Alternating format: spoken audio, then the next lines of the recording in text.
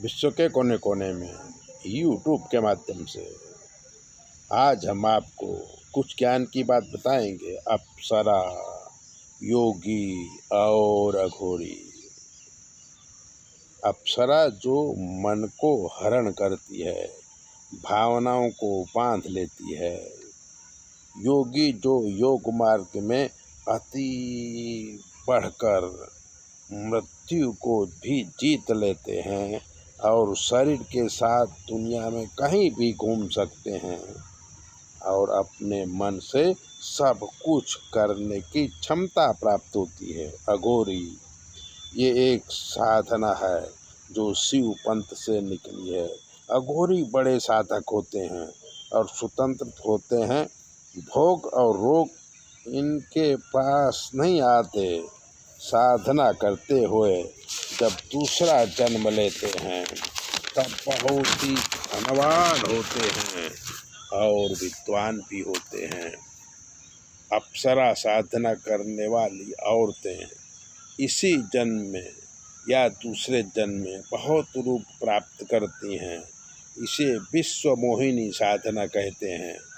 विश्व को मोहित करने वाली आदि शक्ति के कुछ अंश मिलने से अप्सरा बनती है। जिसे देखकर नजर न हटे वो अप्सरा।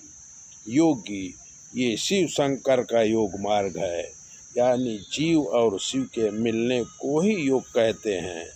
योगश्चित्त वृत्ति अनुरोधा, चित्त की वृत्तियों को रोकने की क्षमता वाले को ही योगी कहते हैं। जैसे योगेश्वर भगवान श्री कृष्ण, उधर ये शिव का रूप ही हैं। अघोरी शिव का रूप है। साधना के द्वारा जब खुद शिव का अंश आए तो व्यक्ति अघोरी होता है और दूसरे जन्म में अति धनवान बनता है। तो अप्सरा, योगी और अघोरी तीनों साधक हैं और साधना के द्वारा ही सब कुछ पाते हैं।